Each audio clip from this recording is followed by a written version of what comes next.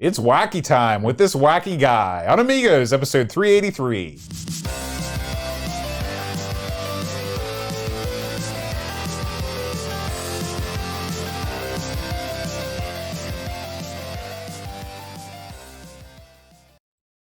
Hi, everybody. Happy New Year and welcome to Amigos. I'm John. And I'm Aaron. And today, Aaron, we're going to be talking about the best and the worst games of 2022. It was all good, brother.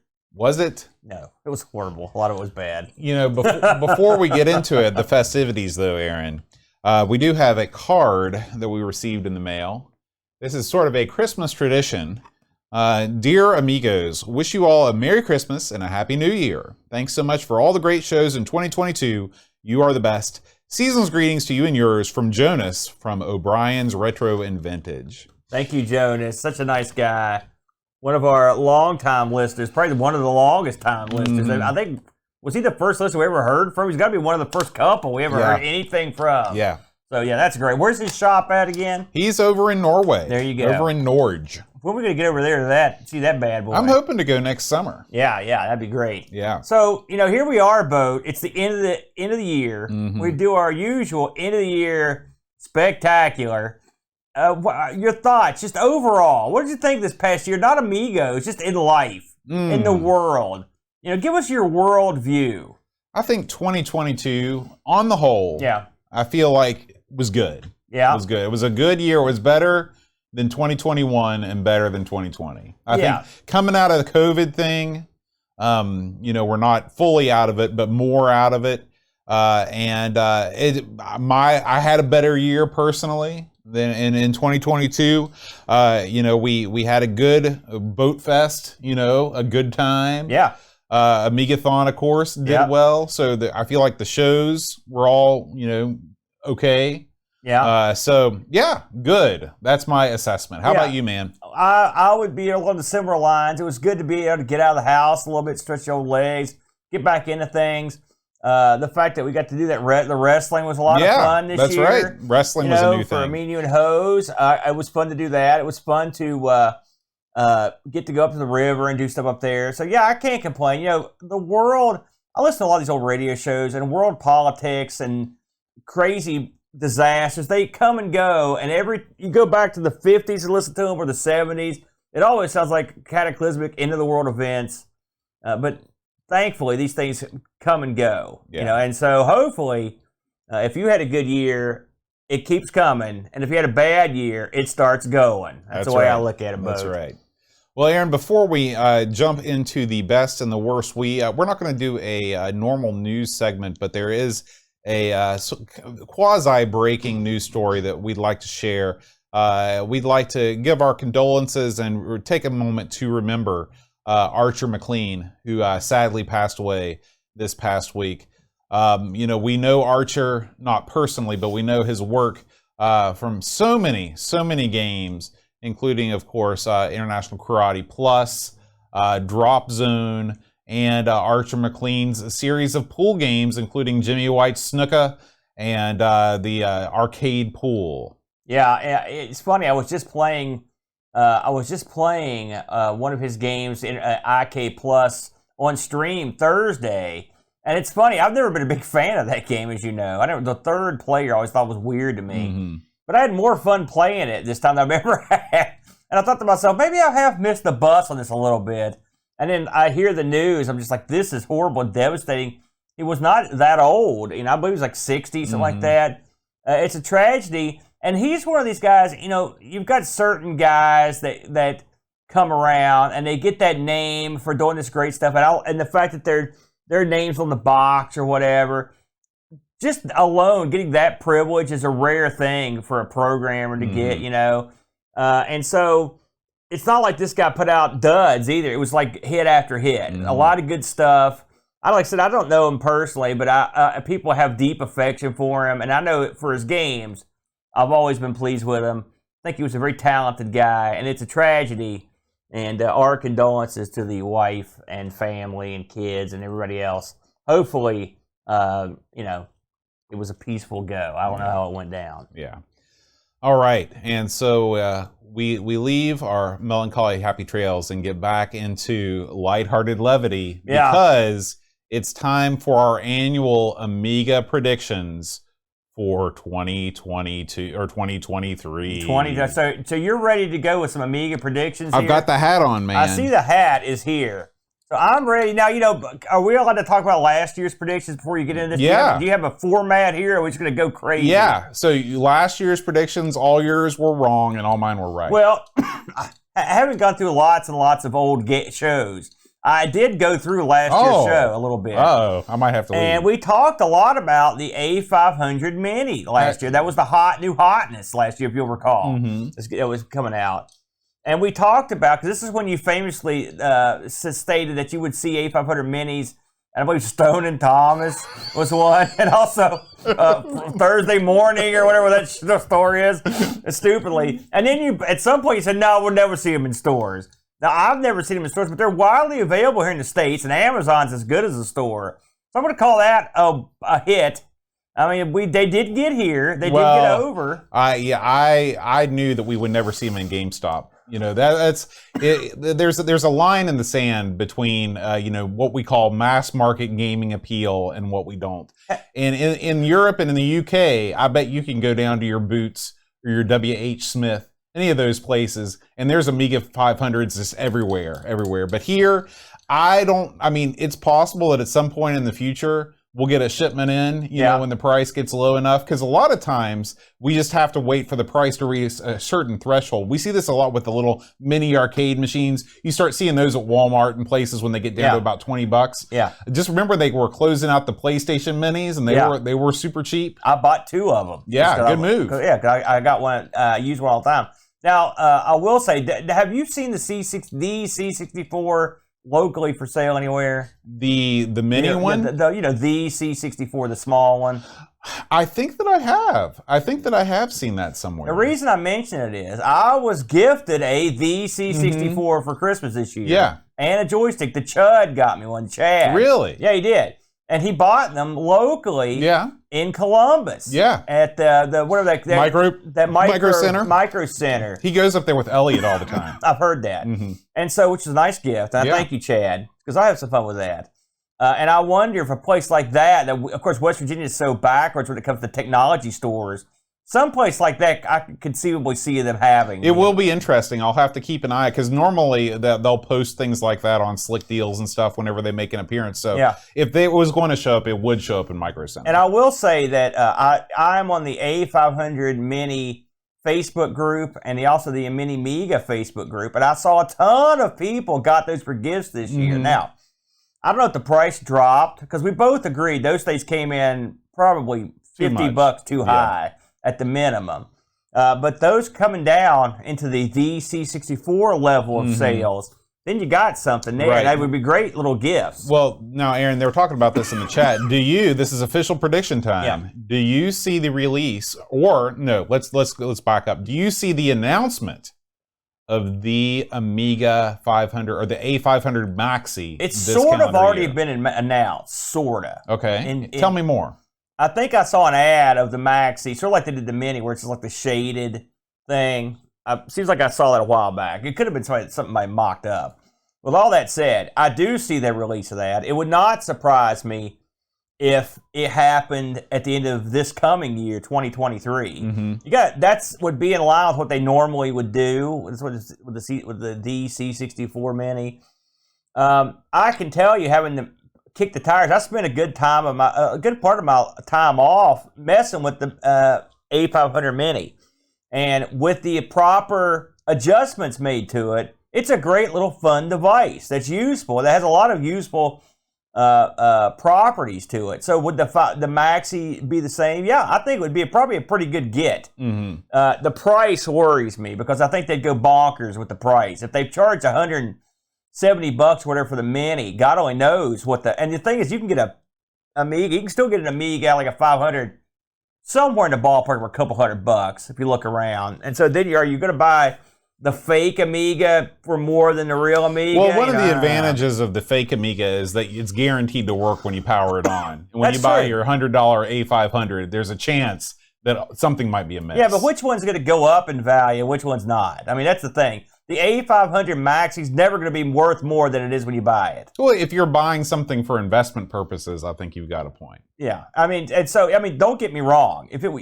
If I said, here, Boat, you don't know what an Amiga is, here's an A500 Maxi. Well, I'm telling you right now, if you offered me a real A500 or an A500 Maxi, I would take the A500 Maxi 10 times out of 10. It's easier to use. It's easier to use. You can actually plug it into something you have. Right. It's got full compatibility NTSC and PAL. I mean, the only reason you would buy a regular A500 is A, if you want to have something that's vintage, and B, if you want to have something that's going to go up in value. And I think one thing I wonder about, and these are sort of predictions, I guess, so we're not too far off the path. Since the Retro Games guys got into bed with the a Mini Amiga guy to sponsor his contest, that makes me wonder if they're going to implement some of his actions when they put together the A500 Maxi.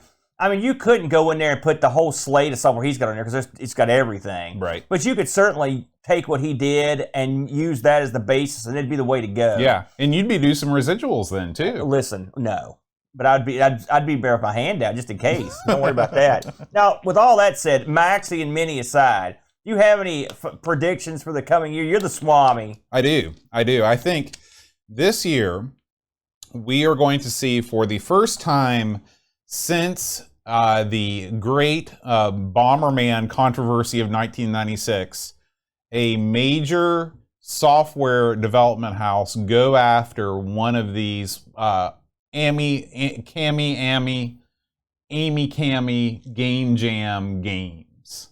Okay? So, for example, you know, we've had Metal Gear, we've had Wonder Boy, all of these types of things. Rygar. This is going to be the year, because it hasn't happened yet, but I think this is going to be the year where the crowds, the numbers, everything is moving towards bigger and bigger, and we're going to see some cease and desist letters sent out to one of these Game Jam people. I mean, I hope you're wrong. I'm not saying it's a good thing. Yeah. I'm just saying that's what I predict. The thing is, they're all totally free, and so what? But I mean, I've seen Nintendo shut down plenty of free projects, so it's not outside the realms of possibility. And a lot of stuff they've grabbed and fooled with have been done. They're low end. You're not going to know about them. But I mean, then again, you've got that CC version of Mario Brothers. I don't know if they do anything about that. You know, you'd think that would be what they would. Something like that would be something that somebody would go after. But you could be right. That would be, every year it gets a little more litigious out there. So, you could be onto something. Do you think, here's another Swami prediction. I'm going to ask you a question. You give me your prediction. The Amiga copyright controversy, you got your Calanta, you got all these guys, all these players. Is this we're going to see any settlement this year?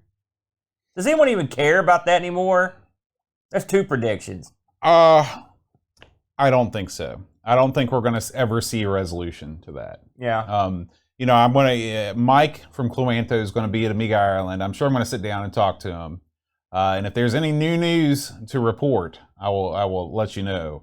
But I really feel like if there was going to be a resolution to that, it would have happened before all of this Amiga Mini stuff came out. They would have figured out a way to settle their differences, get in there with that games, and bring a united front to this device. Because, I mean, let's be honest, the A500 Mini... Retro games, not ad games. Sorry, retro games. The A500 Mini is the biggest commercial release the Amiga has had since Amiga was a company. Yeah, well, yeah. It's one of the few, right?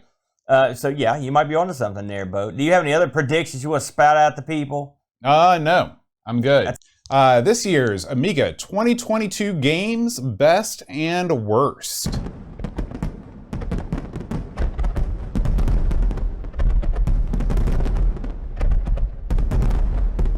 Each week, if you are familiar with the format of the show, we have 7 categories, and the Amigos Games Selection Committee chooses a game for us to play. And we usually end up with, 6 or 7 different games in each category. So we got plenty of games to choose from. Sure. So just to discuss how we looked at it, right? We split this up, like Bo said, and we just went through, and what we're going to do is just go through these categories and kind of just talk about what we looked at in that category, and then sort of pick the game we liked in that category, and at the end we'll throw down the big dog. That sound good to you? That sounds Swami? good. Well, Swami's going away because my hat's getting hot. Yeah, I was wondering how long that lasted longer than Santa's beard. We'll put that right there on the wheel. So, starting off, Boat, I think this is the only fair way to do it, is to start off with games that we played for a second time. Now, the games we played for a second time this year: Worms, Speedball 2, Stunt Car Racer, Lionheart, Flashback, Cannon Fodder, and Civilization. That's a top shelf list of games, Boat. Indeed. When you look those over, what jumps out at you? Well, these are the good games we played this year. Well, that's what jumps out at me. Would you stop? We played a lot of good games this year, but these classic games were classic games. Well, when you vote on a category for games that we should take a second look at, and most of the time people are going to want to hear about the best. They don't want to hear 3D pinball. Right. They don't want another go round at that. Now I'll tell you, since you've got this up, this does happen to be my favorite of the second time around games. We looked at this just a couple weeks ago, Civilization. I had forgotten just how great this game was at holding your hand through the process of learning to play. Yeah. That's something you never, ever see of games of this complexity from this time period. Yeah. Most of the time, games come with a huge manual, and you just kind of have to figure it out on your own. So that alone, and sort of the addictive nature of Civilization makes it my top pick. How about you? Well, when I look over the list here, listen, I'm a sucker, as you know, and I like. By the way, Civilization is definitely high on the list, and I liked all these actually. But I'm a big fan of Stunt Car Racer. I love Stunt Car Racer, and believe it or not, I'm going to actually put it up ahead of Lionheart. As much as I love Lionheart, I know you're stunned by this, but there's a difference between the two games, and the difference is, like, when I've got 5 minutes to play a game. Right, you can't just get into Lionheart and play 5 minutes of Lionheart. You've got to have time. And the Stunt Car Racer, you can hop in, you play it instantly. You're instantly having a good time, and it's fun every time I play it. It never gets old. I always like it. It's got extras that you don't normally get in a game of that age. Be able to hook up 2 computers and stuff. And the expansion of, now this doesn't really count technically, but when the user-made tracks stuff gives a little extra life. I just love it. It's certainly of this bunch, it was my favorite game. But really, every single game in this, except maybe one, I really, really enjoy. I have never gotten along with Flashback. It's the only one on this list, and I know it's a mortal sin to say it, but it's the game of this list of these games. It's the one I just never got into that much. Well, Flashback is, let's call a spade a spade. It is the single most overrated title on the Amiga. Overrated? Yeah. No, I wouldn't go because that far. it is all flash and no substance. Oh, no, I don't agree with that at all. Oh, I just have trouble with the controls. I agree with it 100%. But you're an extremist. You always say that kind of crazy stuff. It's not that bad. Come on. We'd stink at the controls. No, like everything about that game is everything that's wrong with gaming. Can you elaborate? Yeah. It's a total, don't get me wrong, it is beautiful. Yeah. It's beautiful. But that beauty comes at the expense of literally everything else in the game. Well, the plot's pretty interesting too, Describe the plot to me. The background where you're trapped, you've got to get out, you've lost your memory. And you've got to get out, and you lost your memory. I only got so far how into the game. I only got so far into the game, but it's cool. I like the idea that you're going through and trying to solve this mystery. You've got the little video playbacks. I think that's cool. I like that part. There's a strategy element to it. I don't think it's that shallow. I just don't think I'm very good at it at the end of the day. And I think you're being way too hard on it. That's just me. No way. That's just me. So anyway, that was our second time around. We split on that one. Although Civilization, I have to say, but going back to play that again, I was like, I wasn't necessarily looking forward to doing it again, and I really enjoyed it. I enjoyed it too much, actually. So it would definitely be in the top couple of games. Yeah, and I'm 100% with you on Stunt Car Racer. Great game. Yeah. So the next batch of games we're going to look at was our RPG/adventure games. Again, it's not a category I'm specifically fond of, but we had some interesting ones this year. We've got KGB, Wasted Dreams, Isher, codename Hell Squad. That's certainly the best name of the year for any game. The Lost Patrol and Final Odyssey. Did you have a thought on these both? This is the category of the year for me because I think this game has the most winners of any category. Really? Yeah. Every single game that we played in this category I thought was fantastic. and they were all fantastic in different ways. Okay. Yeah. So KGB is great because it puts you in a scenario you really feel like you're in Soviet Russia. That was sort of I love the feeling of that one. I will say it was super atmospheric. The puzzles weren't deathly hard. I love the dialogue options. Everything about KGB I was a big fan of, and I was not expecting to like it. Okay. Yeah. Ishar, that's what you've pulled up here, right? Yeah. So Ishar is a game that is hugely ambitious. It kind of reminds me of like an early Elder Scrolls game. Yeah. Where you have this huge environment that you're walking around. You've got this whole cast of characters that you can either befriend or murder immediately and take their stuff. It's one of these games where you really feel like you can do anything. Now, It's unfortunate that it's hobbled by being on an older machine. I got lost a lot in this one, Boat. It's an easy game to get lost in. The map that they give you is not ideal, but I still feel like it was a good game. It's a good effort. It was interesting. Why don't you move on and talk a little bit about Final Odyssey? I brought this up because I'll just go ahead and jump the gun. This was the one I gave the award to, was the Final Odyssey. This game really was surprising to me, Boat. I thought it was real neat. The graphics were great. The gameplay surprised me. It was hard, but I thought it was interesting. I enjoyed this one quite a bit. To me, Final Odyssey doesn't belong in this category. Okay. To me, this is a puzzle platformer, or not puzzle platformer. It's a puzzle action game. It's not an adventure game. So I wasn't even thinking about this in this category, but I will agree with you that it is a good game. Which one did you like of this batch? Oh, I'm going through them all because I like them all. I could not choose. You couldn't choose a winner here? Codename Hell Squad is great because it is a totally different than so many other games that we've played, in that it combines action elements with a point-and-click adventure game. You're walking around in this King's Quest-like atmosphere, but you're able to fire a weapon. So that's awesome. It was a real unusual game too, but we'd played one similar to it, but there's only two like it, that's for sure. And finally, the Lost Patrol. This one might be the best one of them all because it is a game that truly simulates what it must be like to be part of a patrol in the Vietnam War, where there's this sense of foreboding, there's this sense of helplessness, there's this feeling that it's all going to be over soon, and guess what it is? This is a game that you ain't kidding. This is a game that I really, really, I'm not going to say that I enjoyed playing it, but it gave me the feeling of being in the environment much more. Everybody talks about how cannon fodder exposes the brutality of war. That's a bunch of crap. It doesn't expose anything. This is a game that exposes the brutality and the hopelessness and the uselessness of war. Yeah, well, the game, I felt quite a bit of hopelessness as well as I tried to navigate the mini games on it. I mean, I like Lost Patrol. I thought it brought a lot to the table. If you're not going to count Final Odyssey in the mix, then I would absolutely take KGB. I thought that was a really interesting. Listen, that's a game you just don't see the likes of. I don't think I've ever played a game quite like it. It was interesting to me. It was a game of its era at a certain degree, but I was surprised at the atmosphere it set up. I like sort of how the missions flowed.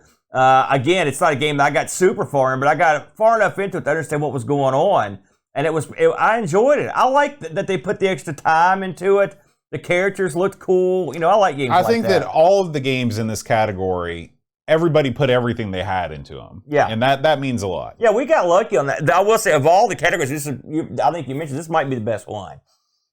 Let's go into one that probably isn't going to qualify for that. We've had a lot of good luck over the years with Public Domania, but you can't win them all, Boat. And this year it was a mixed bag. It's not like they were all duds. We had Top Hat Willie, Microbes, Drop Zone, Deluxe Pac-Man, T-Racer, Infection, Aztec Challenge, and Colonial Conquest 2. Mm-hmm. Do you have a thought on these, Boaster? This one, it's really hard to pick a best public domain game because they're all so different. Yeah. I will say the most disappointing, and we just talked about Archer. I really thought that the Amiga public domain version of Drop Zone was a real disappointment compared to the Atari 8-bit version. It played way too fast. It was way too hard. Didn't like that one. Yeah. I thought T-Racer was definitely a commercial quality. It was definitely a commercial quality shooter. It's right up there with any of the games that we play that are commercially released horizontal shooters on Amigos. I think T-Racer would have been if they'd had more if they'd had a little more experience maybe in playing things out. I think it would have been a pretty solid game. But I'll say my favorite is probably Aztec Challenge. I'm a sucker for a good simple mini game collection. Yeah. This is and this kind of reminded me of something that you might find on an Atari 8-bit computer. Yeah. I believe that it actually was a port of a C64 game to the Amiga. It was. And but I loved it. I thought it was great. I like this one, but I like this on the same episode we did another game called Colonial Conquest 2. Man, this was a pretty deep but well done game for a PD game. Yeah. We both were like, why is this a PD game? Right. Because you could take extra money and did a little more to it. You'd have had a real big winner here. This was definitely a year where almost all the PD games that we played could have been, and in some cases, I think Infection actually was supposed to be a commercial release, but things fell through. So I would say of the games and I like Aztec Challenge too, by the way, but I would say Colonial Conquest 2, and again, not necessarily my type of game, but man, I thought it was a real winner. We're going to move on to puzzle games, Boat. This time out, we had Zoom, Jumping Jack's Son, Exit, Rock and Roll, Tower of Babel, and Paradroid 90, Boat. Your thoughts? My favorite was definitely Exit. I'm a sucker for the Sokoban type games, and I thought this game had a perfect learning curve. It introduced some different sorts of elements that you don't often get in a Sokoban game, different types of blocks and what have you. Thought the graphics were good. I thought the story was wacky. It was a guy going out to get some fish and chips. Yeah. And it was kidnapped by aliens, and they had to decide. He was the one that they put into the How Smart Are Humans test. Yeah. I agree. This was my pick as well on puzzle games. So that's an odd one. Now, I will say, it took me a long time to understand Paradroid 90, and when I finally got into it, I enjoyed it a lot more. And we've looked at those sorts of games before, so I did get into that one. Zoom, that's one we talked about lamenting maybe having 2 players on. Jumpy Jackson, Rock and Roll, Yeah. I think Exit was the best of the bunch in my opinion. That's a pretty easy category. Yeah, I really found the rest of these to be incredibly forgettable. Paradroid 90, I found to be entirely, because Paradroid is a game that people love. Yeah. They love, and I thought Paradroid 90 was sort of a dud. I thought it was. I enjoyed it sorta. It's not like I went back and played it a ton, but Exit is an interesting game. It's hard for a dumb guy to play it, but I thought it was interesting.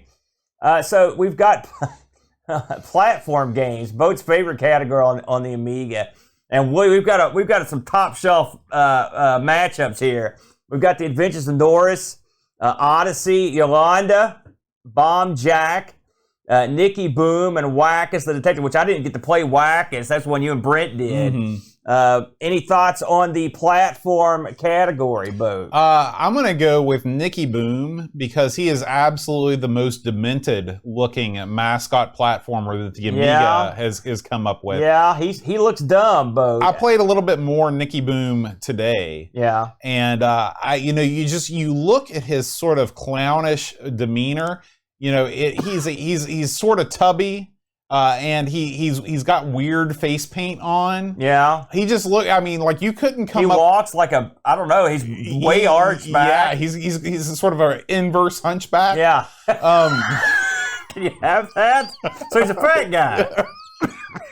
So we're all inverse hunchback. This is now the game itself, however, not bad. Not a bad game, but the character of Nicky himself. Just horrifying. Listen, in a land where mascot characters are double crap, horrible. Mm-hmm. This right here is one of the top shelf bad mascots. Barkbit chips in. That's Top Banana's boyfriend. That's exactly right. Listen, let's look at these platforms for a second here, because there was some duds in here. The Norris, no good. Yolanda, an all-time dog. Yeah. Right. Wackus, I didn't play. Do you have a thought on Wackus? Wackus is okay. It's a different sort of game. It's a lot like a Rolling Thunder with slightly poorer controls. Yeah. Which I like Rolling Thunder. Yeah, it was okay. I put that solidly in the okay category. Bomb Jack, it is a platformer, but it's a different sort of platformer. Yolanda is a travesty. That is the worst. It's the dirt worst. I own that game, Bo. What are you doing? It's the worst. Oh, so you hated it more than Norris? Norris was also not great. But Norris had some things going for it. Yolanda has absolutely nothing. Absolutely nothing going for it. I didn't like most of these games. And I picked as my favorite one. Ironically, I picked Odyssey. And I'm with you. Nicky Boom is probably the best, but it's so ugly. It's so ugly. So I went with Odyssey, which Odyssey has everything going for it, except it's not fun. Yeah. Otherwise, it's great. Remember the first scene of the game where you're unable to climb the vine? Yeah. That lets you know that you're in for a treat. I remember. So yeah, a dud category, the platform games. And the thing is, I mean, who'd have thunk it? I don't know. Let's move over to shooter games, Bo. We had Whizball, Simulacra, Pegasus, The Hunt for Red October, Venus, The Flytrap, and Capone. Bo, did any of these jump out at you? Yeah, I played through a couple of these today just to kind of refresh my mind. Venus, The Flytrap wins this one for me. Yeah. This is a pretty good game. It sort of straddles the line between platformer and shooter because you are an insect robot who is out to repopulate the earth by sodding it in sort of a post-apocalyptic Johnny Appleseed. Yeah. And it's very R-type in its platform structure. And it's well animated and it looks okay. So Venus the Flytrap wins for me. I'm going to ultimately go with, this was a tough category because Venus the Flytrap was you liked it more than me when we did the show. I'm probably going to go with Simulacra. I thought it was a pretty advanced looking shooter for the Amiga. It's funny, you lamented during the show that it looked like something on the Jag, and that stuck with me because you're not wrong. It does look like something on the Jag, but I thought it was a cool looking 3D thing. Again, it's not perfect, I didn't hate all of these. I didn't hate Venus the Flytrap. I didn't hate Hunt for October. It was dumb. I thought Pegasus was dangerously close, with a butt, and we both talked about that. It's too hard, blah, blah, blah, the usual stuff. So this, I will say, I thought Capone was the dirt worst. Yeah, Capone is the worst. Yeah, and Whizball is a game that everyone loves but us. I got a little more knowledgeable about it when we played it. I still can't play it. I played it again today, and I still can't play it. Yeah, Capone is the number 0 with a bullet. Yeah. So let's move from shooters to the racing category, both. Racing and sports. And I also threw one in here because I had no category to go into. So we've got Muds, Mean, Ugly, Dirty, Sport, the GB Air Rally, Jaguar, XJ220, Archer Maclean's Pool, Winter Olympics, Lillehammer 94, Micro Mortal Tennis, and Mortal Kombat 2, which is the one I threw in. Any of these stand out to you, Boat? I really liked, of course, Jaguar is in the top 3 racing games for the Amiga. So you can't not like Jaguar. You don't like it? I don't hate it. I had to sit here and think about what the top 3 are. It probably is. If you can think of 2 that are, if you can think of 3 that are better, you can let me know. I'll have to ponder that. Yeah, I don't think you can. It's impossible. I'll take off. So Muds is sort of interesting, and this one might be the one that I think is the winner for me because it's so different. This is essentially a more easy to understand rugby or a speedball type game, but it's wrapped in a pretty interesting simulation where you travel from town to town buying your players who are actually bought and sold like slaves, which is somewhat disconcerting. Yeah. But putting that aside, they stay in hotels. They're not treated like slaves that you might think of. Of course, they're sent out to die. Right. But you have to kind of keep your debts in check. You're going to pubs to try and recruit other players in addition to buying them. The simulation part and the graphics of the simulation I thought were really interesting. So I'm going to give that my number 1 pick for this category just because it was so different and so well done. I looked over this one. In all honesty, it was a tough choice because none of these, I can tell you which ones I don't like easier than I can tell you which ones I like. But the one of these, and I didn't count Mortal Kombat 2. I think Mortal Kombat 2 is a very respectable version of this, the Amiga, almost incredible. But is it the best game? I'd probably have to go with Archer Maclean's Pool. I mean, listen, it's ahead of the curve. It's got a lot of different games in there. It plays a good game of pool, which is the number one thing, which is not the easiest thing to pull off. And I remember a pool game coming out for the PC like years later, and I remember thinking, wow, this is great. And this came out way before that did. So I think this is a good game. Yes, it's a sad game now because that Archer's passed, but still, I think it's a fun game. So for me, of this bunch, this would be the one I like the most. I will say the one I did not like the most was even lower than Mortal Tennis was Winter Olympics Lillehammer. That sucked, which we played that early in the year to celebrate the Winter Olympics. That was not a good celebration for the Winter Olympics. The last category, Boat, is the sim slash strategy games. We've got F-15 Strike Eagle 2, Thunderhawk, AH-73M. I like how they put all the numbers in there. That's how you know it's real. Wouldn't you rather just have it say Thunderhawk? Doesn't that sound better? I think in America it did, because we can't read. That's true. Railroad Tycoon, Take Them to Detroit. Detroit, Rock City, Warlords, and Silent Service. Boat, you have a thought on this batch? This one's easy for me. It's straight up Silent Service, brother. Really? You're a big fan of that one, I love submarine games, and I love games that are not too complicated, but are sort of semi. And I believe that this is another Sid Meier game. So talking about the genius of civilization, he knows how to make games that make you feel like you're playing a sim, even though you're playing something at the kindergarten level, which is where I'm at. Oh, you're better than that. Listen, I had a lot of fun with Silent Service. I love Silent Service. And I wasn't prepared to have fun with it, if I'm honest. It's great. And I believe we covered the sequel a while back. I don't remember which one we liked better, but I think we've covered both of them. Yeah, we have. I had a tough call on this one, if I'm honest, because I liked elements of a lot of these games. This is another category where all the games were pretty good. Like, I had more fun than I expected in Warlords. I had way more fun than I expected in Silent Service. Railroad Tycoon, same way. Both the flying games that we played definitely leaned more towards the arcade side of the sim equation. That's right. But ultimately, I decided to pick a game which I think is great, but flawed, and that was Detroit. The name is horribly dumb. I would have named it anything but that. I thought the game was unique. The whole premise of taking over like the car industry and stuff. And there was a ton of stuff in it. There was a lot of depth there that you wouldn't expect. Which I like. And I like. Now again, I'm not a deep sim player, but if I was, this is the kind of game you could get into. And the interface is okay. It's not the best. That was one thing, but it was okay. But I thought the premise of it was good. And don't get me wrong, Railroad Tycoon amongst these is probably should be near the top because it's such a really streamlined game. And Silent Service is a simpler game amongst these other ones, but it's still what it does great, which is what you want. But I think for sheer depth, I would go with Detroit Rock City. I didn't play this one because I was not here that week. That's right. You weren't around for this one, Bo. Well, that might have changed your mind. Hey, give it a whirl someday, I will. Boat, if you get a chance. I might fire it up on Amigathon. So with all that said, Boat, we've looked over all the categories here.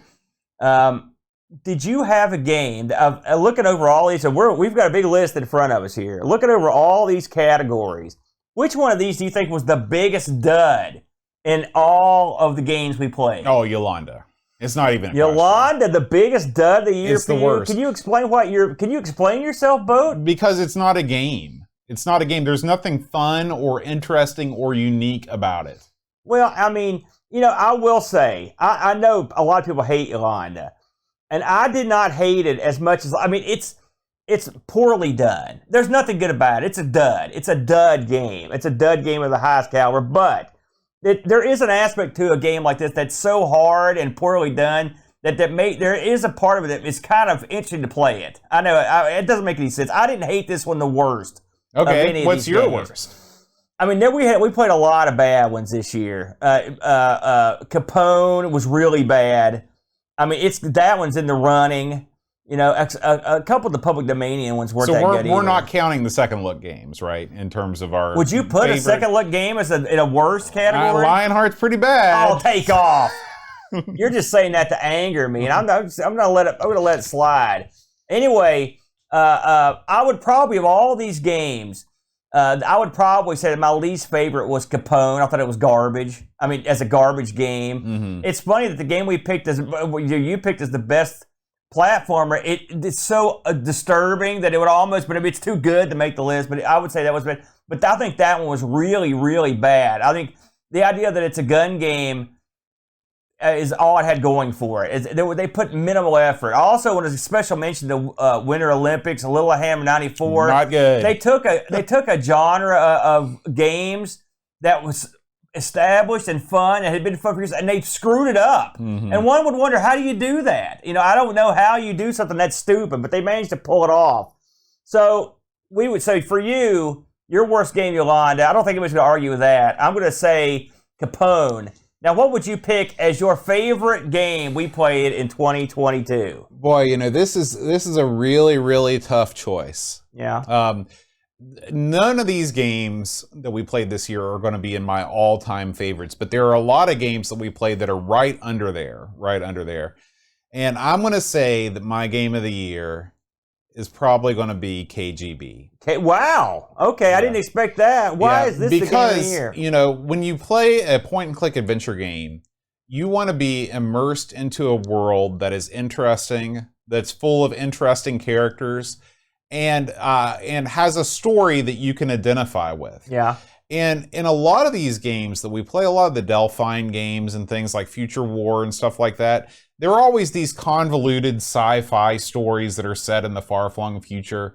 And I just can't get into that. I'm not really a sci-fi guy when it comes to these kind of games. Yeah. I prefer games that are sort of more mysterious, remember the one that we play, our Cruise for a Corpse? Yeah. Something like that. And this, because it's set in Soviet-era Russia, it's got that kind of old world. You go to some locations that have this old world aesthetic, like the apartment and stuff like that. And then you have sort of the sleazy underbelly where all the real work's getting done. Yeah. You've got the military angle. Of course, KGB, the name of the game. I thought that the interface was good, which is essential for a point-and-click adventure game. It didn't annoy me. And I just had a really good time playing this game. And after I quit playing it, I watched it and I enjoyed it played just like a movie. Yeah, I understand. This was a tough call for me. I mean, I liked some of the games we did this year, some I didn't like, and there were a lot of games that were middling for me, if I'm honest. But I'm going to go with, and I mentioned it already, as the most interesting game I played this year, I'm going to pick Detroit. Amazingly. Again, this is going outside of my usual wheelhouse, but I thought this was a real interesting game. And it gave you so many options as the guy running, and you're starting from the ground up to run this dealership. You're making trade deals. You're putting ads in the paper. You're putting up billboards. You're the whole 9 yards. There's a lot to it. It's a shame that you didn't get to be there for that. Yeah. I would love for you to check it out sometime. But I thought this was a real winner. I thought it was a lot of fun. And of all these games, do you have any honorable mentions that were in the top couple? Yeah, Colonial Conquest. I'm glad we talked about that a little bit because I actually forgot about how great that was. This is another game that is it's a sort of a world-building game where it's sort of a mix between something like SimCity and Civilization. Yeah. Where you're building out bases on different planets. You're fighting off bad guys. But it's all done with a really easy to see point-and-click interface that's very graphically appealing. That's definitely one of my honorable mentions. Yeah. Of course, Jaguar is great racing game. I'd say those are my two honorable mentions. Now, we're going outside. Now, I'll mention a couple honorable mentions myself, and I will. You stole my thunder a little bit there. Colonial Conquest 2 it was a real surprise, and I was also real surprised by Pegasus. Man, I wanted to love that game as opposed to just like it. I thought it was I was surprised because we play a lot of this crap. Is that the game where you're on foot? You're on the horse, then you're on foot. And we both wanted to love it, but we only liked it. Right. Now, before we take this to the house here, I want to ask, since we sort of excluded it from the voting, the second time around games here, Worms, Speedball 2, Stunt Car Racer, Lionheart Flashback, Cannon Fodder Civ, of those, you would say Civ would be your favorite of the bunch. It's real close between Worms and Civilization. And Cannon Fodder was awful good, too. Cannon Fodder is really good, but it's not on the same level as Worms and Civ for me. Yeah. I'm going to have to say, for me, it's Stunt Car Racer and Lionheart. But really, there's none of these games that I would kick to the curb. Oh, I Even would. Flashback. I would kick Flashback to the curb multiple times. Are we the only people on Earth that don't like Flashback that much? And we don't like it for different reasons, but neither one of us are fans of it. Yeah, it's that same sort of Prince of Persia jank that you see, that, animation, like the animation's so good, but it doesn't matter how good the animation is if the gameplay stinks, and it does. There you go. So that's our look for our highs and lows of the year on the old Gamelotron. You want to go ahead and move along to our usual stuff? Well, before we do, we have some reviews. Oh, we did get some? Yeah, well, great. man. Let's go back here and check those out. So, first one comes from Pajako6502. His best game of the year is Cannon Fodder. They nailed it in the song's first line. War has never been so much fun, and boy, Cannon Fodder does not fail to be exactly that. Fun, playable, a game that manages to shoehorn puzzles, strategy, and arcade gameplay into a game that can be quite brutal and funny at the same time. Even though the character sprites are tiny, the developers and artists managed to squeeze so much life and death into them. And after many years, this game has aged well, and honestly, I wouldn't change a thing about it. 9 out of 10. Most disappointing, Bomb Jack. Considering that the Amiga and ST should stand head and shoulders above the 8-bit machines they succeeded, something like Bomb Jack on the Amiga should have been an easy win, but somehow it didn't turn out not so great. It's slow and floaty and crammed and giving you very little space to move. Sound is okay, but the same repeating audio track drives you crazy quite quickly. Considering how good the Speccy and Amstrad versions were, it's genuinely surprising that the Amiga version turned out so poorly. Now I will give it some credit and say the graphics are not too bad. We can just play the original through emulation now, but if you have your trusty Amiga hooked up and you want some good Bomb Jack action, then grab the beer edition and you'll be good to go. The original port can fly itself into the trash. 4 out of 10. Wow. David Hearn Ryder writes, Christmas Lemmings remains a favorite that I break out every year, and every year I get stuck on the same level. While I don't play the wonderful original these days, I always find time for Christmas Lemmings. Not bad for a cover disc freebie. The Christmas animations are cute and silly tunes put me in a festive mood at once. Until level 7, then it's Alt F4 to shut down WinUAE, and this Santa needs a stiff drink and can be heard mumbling "Let them die" on his way to the fridge. Pixels of Dawn's best game is Exit. Yeah, that was close for me too. He says, if I factor out the second look games, Exit was my favorite this year. I've been waiting to get this nomination on the show for years now. Another solid and fun puzzle game that many people haven't heard of to share with everyone. Enough said. His worst game is The Hunt for Red October. Man, whoever's idea it was to make a side-scrolling shooter out of this iconic film needs to be taken out into a field and shot. It's not even an average shooter. It's boring and plays terribly. Should be struck from the record. And finally, Ricky DeRocher. He writes, you covered some real good ones this year, so it's hard to pick a favorite, but I'd have to say Flashback for being so awesome and for taking full advantage of the Amiga's hardware. There you go. There you go. I will say, I also didn't hate Hunt for October. So I didn't think it was that bad. I thought it was all right. Of it that I thought, and the fact that you're doing it was such a stupid thing that I don't know. Yeah, We're suckers for games like that, though. So. We are. So speaking of suckers, let's see what we did this week on the channel. Okay, man. So, we didn't have a huge week this week, but we did a few things, Boatster. Let's start off with, I put this up just for fun. This is the Amigos Christmas card. Just some highlights of the various holiday shows we've done. That's bad when you've done so many. You can take highlights out of them. So, and also, I will say, tune in for Boat's horrible, blood-curdling tunes in this one. This is very brutal. Second on the docket here, Bo, we just taped this. It's as time with today's headlines. It's Ask the Amigos. Bo, now we've only been a week out. Do you remember any of the questions now? Not a one. There you go. Holiday Ask the Amigos. We had a lot of fun on this and answered a ton of questions. We had a good time. So check that out. Last on the docket, it's 2022 year in review. Even I zigged, I should have zagged, Bo. Myself and the Brent, the Brent's been brutally ill, Bo. And his house flooded with water, Bo. Yeah. It's been a disaster. But somehow I drug him out of his deathbed, come over and make him record a show. Listen, there are several points during the show where I thought Brent's voice was just going to jump out of his body and leave town. because you can tell that he's barely getting through it. So kudos to him for powering through this episode. I would have bowed out and said, screw it. The pre-show to this is one of the saddest tales. He told me I could stick it up on the Stream Team channel, so I might do it. It's the entire tale of what happened to him for like 4 days. Yeah, it was the worst thing you ever heard. So kudos to the brother. I don't give the guy credit that much. And we go over our favorites and least favorites on ARG, sort of like what we did on Here Boat. Now, Aaron, before we go any further, as you reach the end of the calendar year and you become thoughtful about the important things in life. Family, friends, the passing of another year. But of course, the most important thing is, what are you going to do with that big wad of Christmas cash you got burning a hole in your pocket? Well, Aaron, I've got the answer for you. And that is Retro Rewind. Good choice, Boat.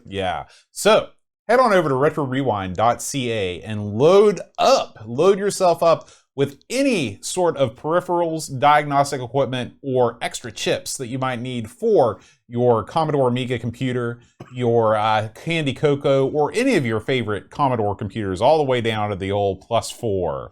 Aaron, what is your favorite thing on the old Retro Rewind these days? Well, I'm a sucker for the old accelerator. We've got an A600 floating around somewhere. I believe. Do you have that thing with your pad? It is. And I'm thinking to myself, we could stick an accelerator to that, because I do like the fact that the lowly, when the A600 honed into view, this thing was a dog.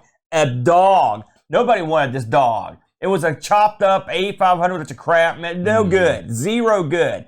And yet somehow, it's the little pup that could. It came out from nowhere. The glory board had come up, and now it's a very popular model Amiga. And you could get an accelerator to jack this thing up to the sky to heights that the lowly A600 could never reach. And Frank will take care of you with these great A600 accelerators on top of any sort of accoutrement you might need, like compact flash readers, various cables. He can do anything you want. Full service, get your stuff fixed from him. If you fix it yourself, he'll send you the replacement parts. He's up in Canada. It's quick shipping. It's cheap. And Frank has decades, not a decade, decades of experience. You can't buy that unless you go to RetroRewind.ca. And when you go there, make sure you load up your cart with goodies and use promo code Amigos10 at checkout to save yourself 10% off the low prices that are currently on offer at Retro Rewind. We thank them for being such an amazing member of the Commodore community and a proud sponsor of the Amigos podcast. Very good. Let's jump back in real quick. We'll talk about what we did on the Stream Team this week. I just got hold of, in my hot little hands, the newest version of a Mini Amiga for the A500 Mini, just as we talked about earlier.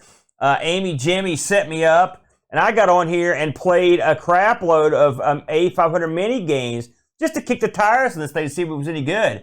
And I will say, I enjoyed it. I mean, is it 100% perfect? No, but it did play 90% of what I wanted to try, on top of having all sorts of additional stuff. We had a big crowd for this. This is probably the biggest thing I've ever put on the Stream Team channel. So if you haven't checked it out, pop on over and check this out. It's a Mini Amiga V200 on the A500 Mini, hosted by me, your good buddy, Amigo Aaron. That's all we got, bud. All right. Well, Aaron, it's time to announce the first Amigos game of 2023. What is it? Let's find out, bud. Ooh, cool cover. It's Castle Master, Bode. Castle Master. That's the kind of title I can get behind, Bode. Yeah. Do we know what kind of game this is? No idea.